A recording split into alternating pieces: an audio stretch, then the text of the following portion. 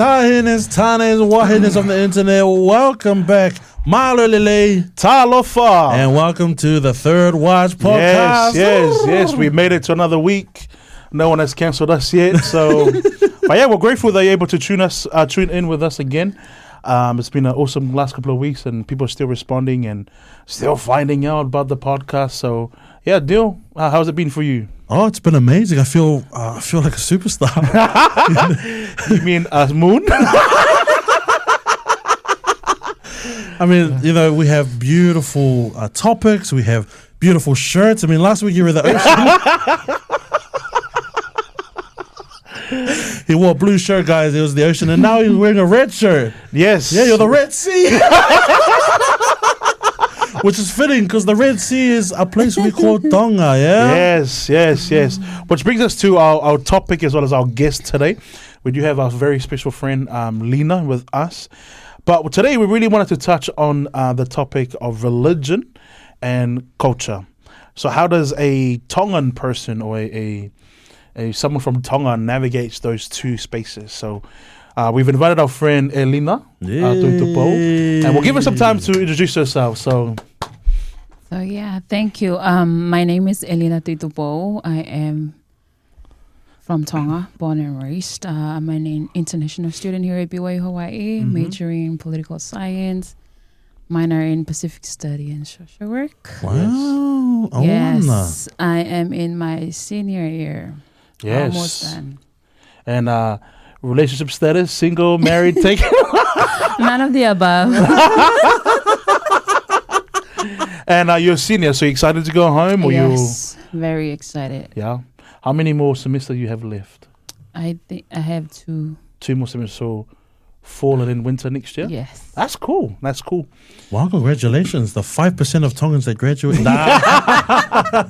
They actually walked the stage. But yes, we're glad that you're here to represent not just Tongans, but, you know, Polynesians straight from the islands, yeah? To see their unique perspective. Growing up in Tonga, you have so much wisdom there, and we want to tap onto that, yeah? And, you know, Tongan is your first language. We call Tongan the celestial language. Ooh, Yeah? I Because don't know we're the about other that. side of heaven. Yeah, because we're heaven and you guys are on the other side.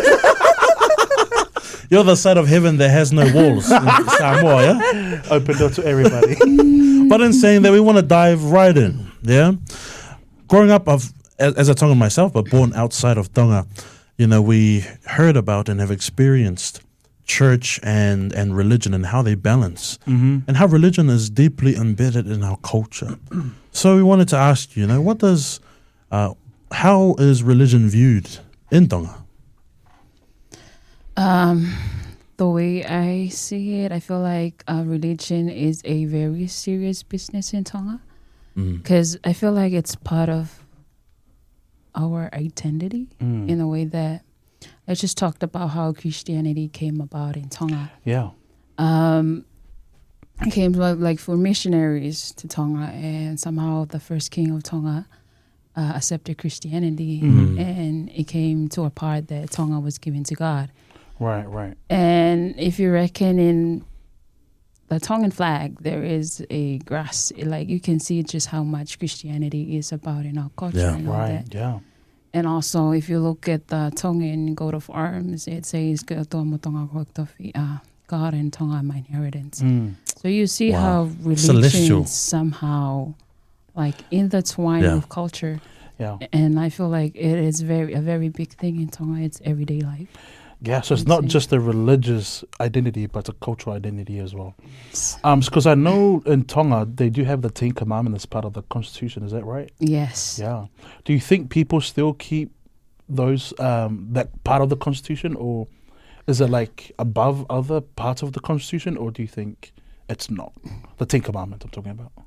I feel like some people still keep the commandments, like the 10 Commandments, and some people they don't.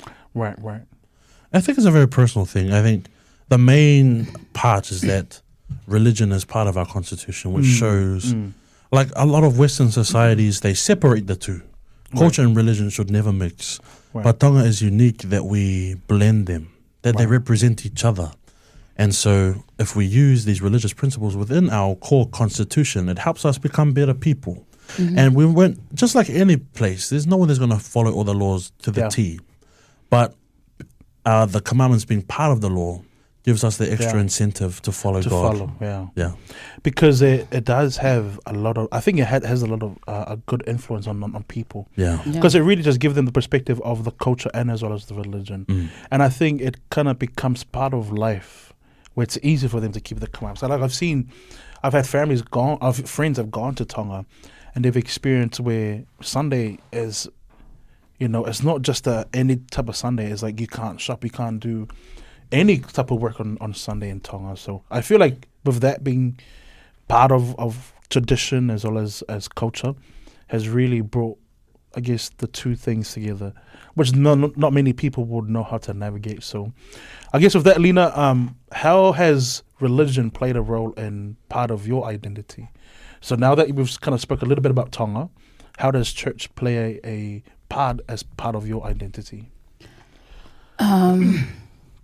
I feel like for me personally, given the church and also the 10 Commandments and all that, I feel like it shaped my life personally, like to act, the way I act, the way I behaved. I feel like that's how religions play the role in me to respect. Respect, serving others. And I feel like religion and culture just intertwine and just like help communities function and also help us individually. Yeah, because so going back to religion part, because you're convert to the church, right? Yes. Yeah. So what was your religion before? I was a 7-day Adventist. Right. Before. Right. Yeah. And how was it being a 7-day Adventist, going from that to being an LDS member? How was that transition for you? Was it easy? Was it hard? Like a decision when it come to making that decision? I feel like it was not easy, not that hard.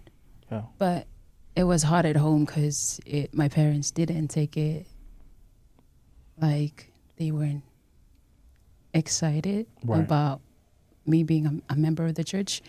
But I feel like the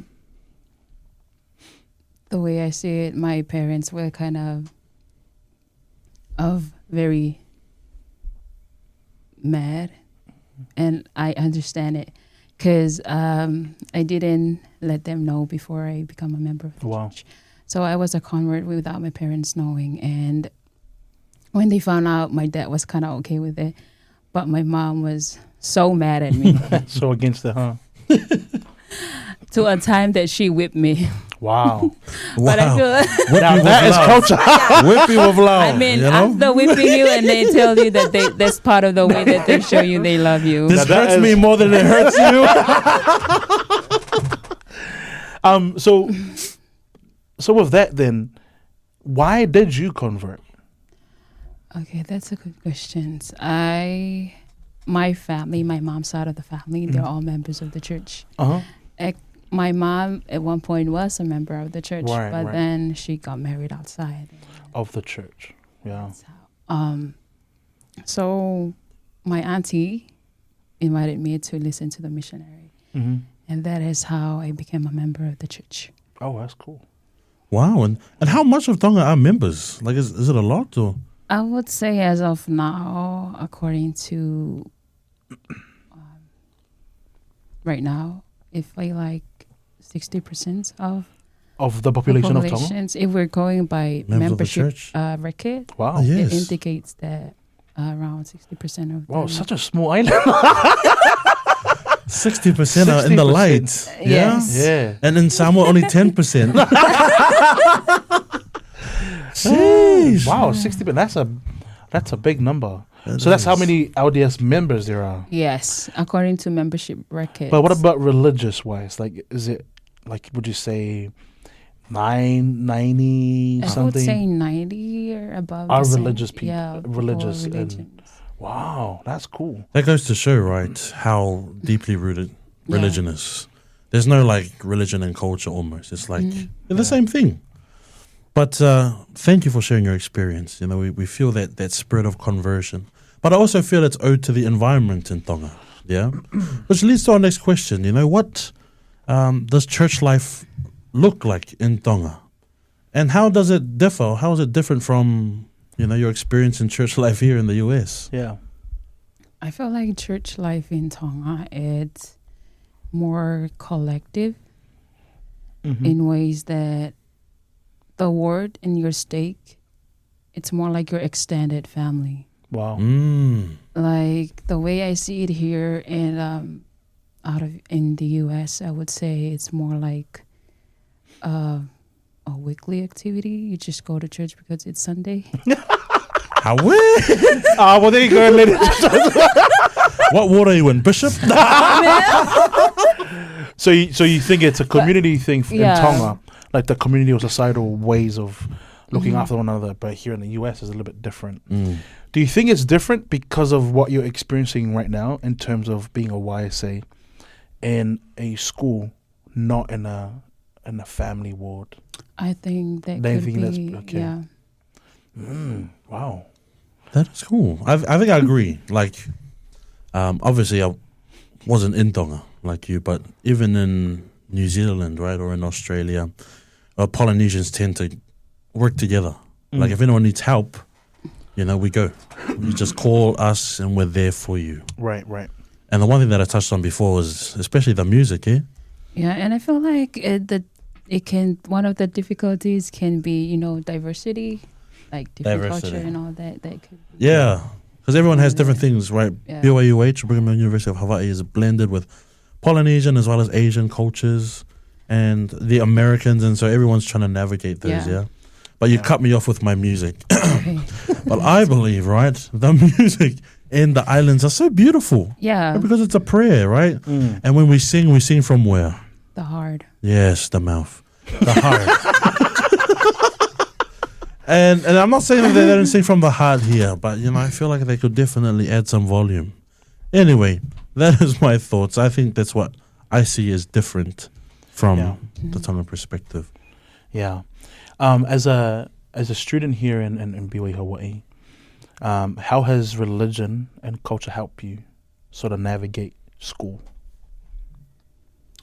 for you? I feel like religion and culture. I feel like being away from home, I feel like our families and ancestors, they've done a lot of sacrifices, for families. And I just see myself doing the same, like sacrifice the time that I have with my family to be here, to be educated. I feel like in order to get good things in life, we all need to make that sacrifice. Right.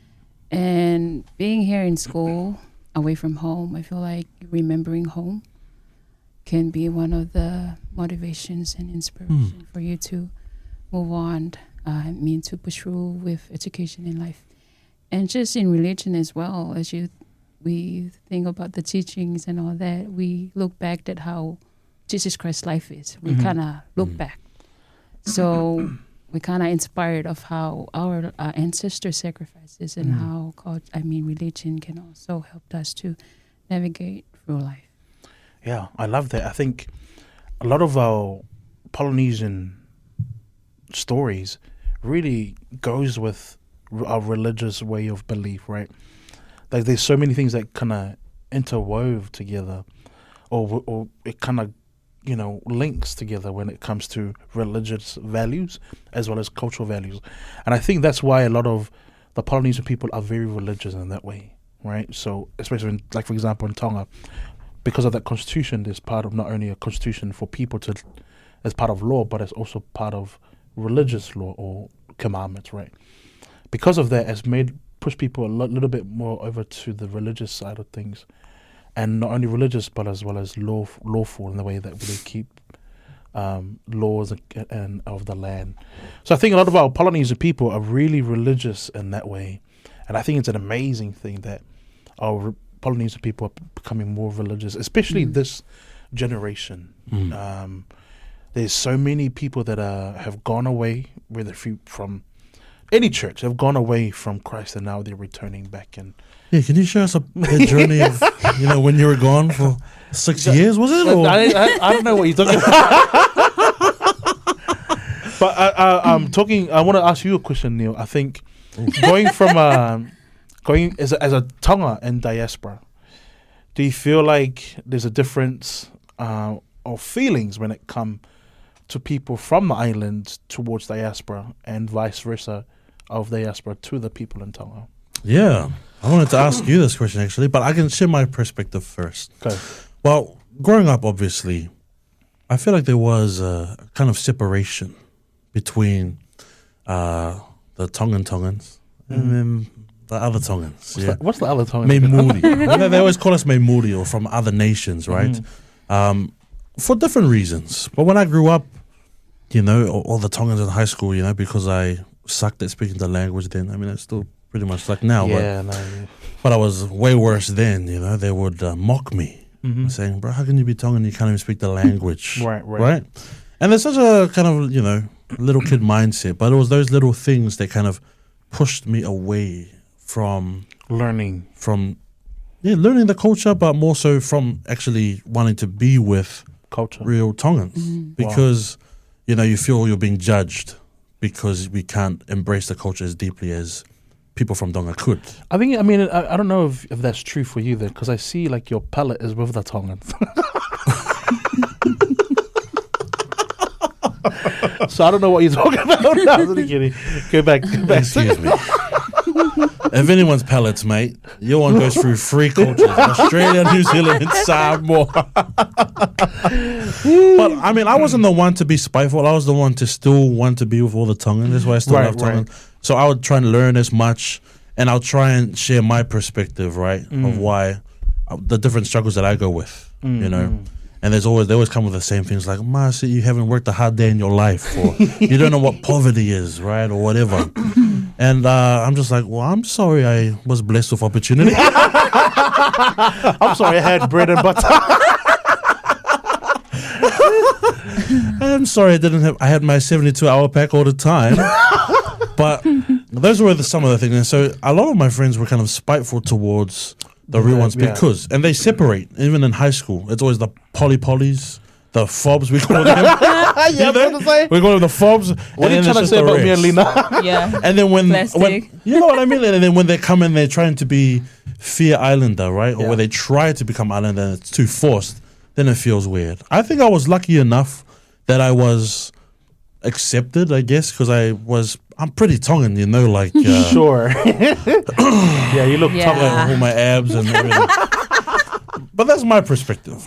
What about you? What did you have those kind of prejudiced, unfair views on us? Like, what did you see? Did you see it? Did you either experience seeing people separate that way? Or, what's your experience, basically? I feel like we still see them here in school, like that divisions of you, like fobs and this just plastic. And as you can see, like you can just see people from the islands, they're just hanging on in each other. And plastic, I would not want to say that, but they just... You say it before, so why are you trying to be polite now?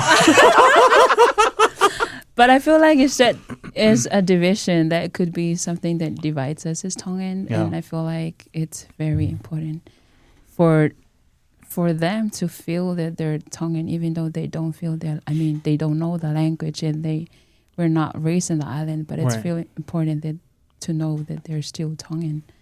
Yeah, and I think that's one thing that I think there's not only Tongans.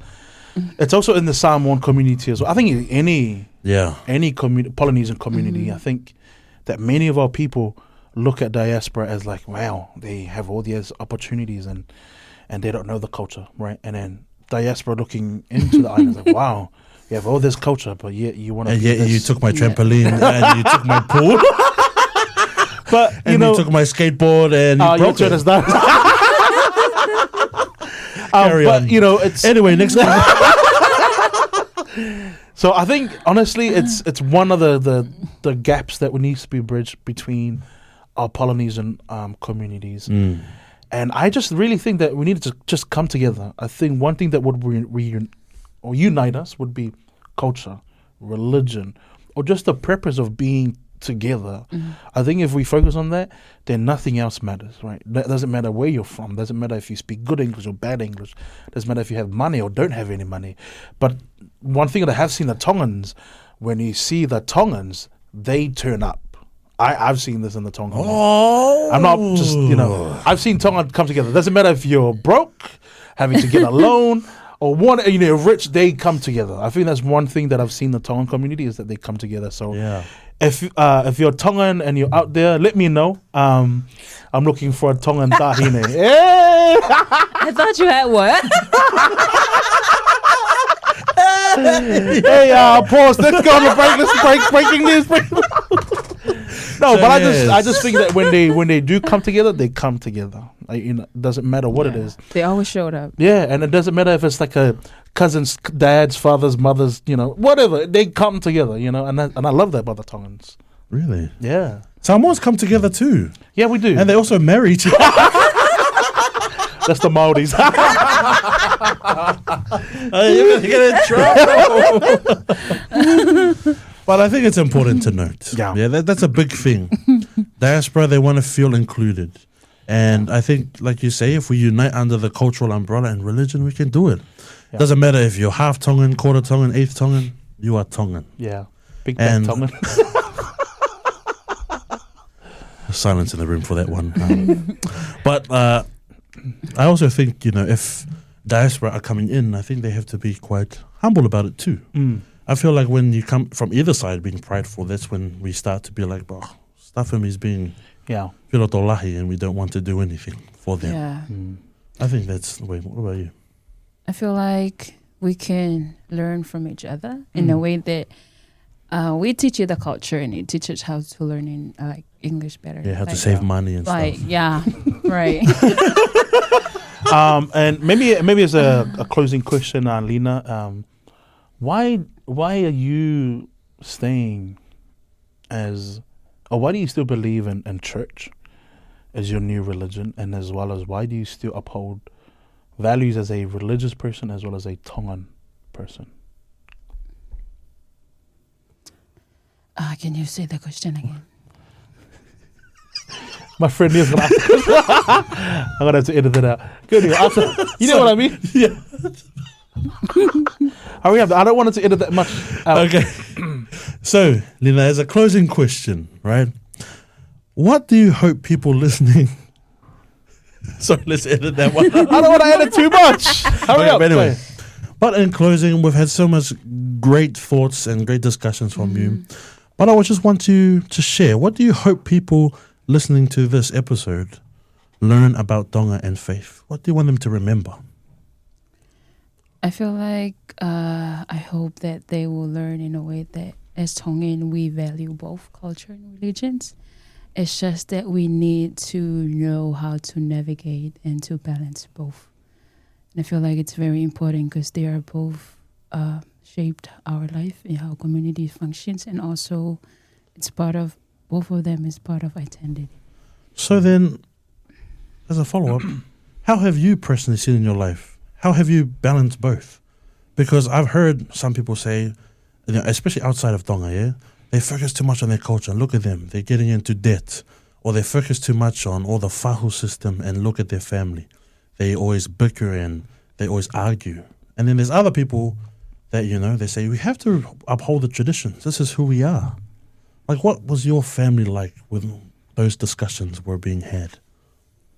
I feel like the way I see how my family was, when it comes to kawenga heloto, like church responsibility, they would give anything.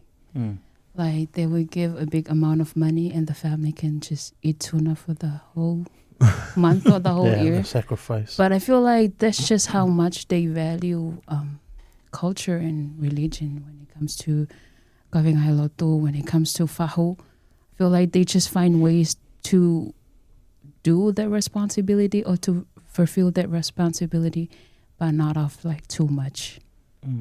Like, they just tryna, I feel like the way family, they do navigate and balance it differently to cater for both. So it's finding the balance between both rather than just upholding one or the other. And I believe in that too. I think there should be a balance between religion as well as culture. I think we need to embrace both. We shouldn't have to choose which one it is. I just know that, in my experience, I've tried to navigate only religion. and I've seen then my cultural identity kind of not at at loss, but I think it's kind of You became Australian, and so there's no more Samoan. Well, I'm talking about my cultural identity, and I think having to navigate both it's a good balance of how anyone should navigate it. Just finding that balance that works for you, for your family, and just within your belief systems as well. So Exactly. Well, in closing, oh man, I love Tongan proverbs. This is a Tongan episode, even though it's supposed to be about everybody, but Tongan's on top. Yeah, I want to leave you now with one of my favorites, which is "Pa patape kana elalanga." Yeah. Oh, What does that and to mean? translate that, Am I Tongan? is there any food out there? It means it is rough in texture, but it is woven. Yeah. Talking about these things, everyone's going to have their rough experiences, whether it be with culture and balancing it with religion, or even trying to live one or the other. You're going to have rough things in your way. But remember, when you look back, you'll see the masterpiece that is woven, which is our lives. So thank you for adding a little bit to our podcast. Thank you, Lina. Thank you for weaving your hair. But thank you so much. Let's have some fun, baby. Yes, thank you for tuning in. Please make sure you check it out. We are on Apple Podcast, Spotify, and if you want to find out the full video of this podcast, you'll be finding it on YouTube. Under Third Watch Podcast. Yeah, just the whole thing, space in between, Third Watch Podcast. So apart from that, family, that is us, and we are out.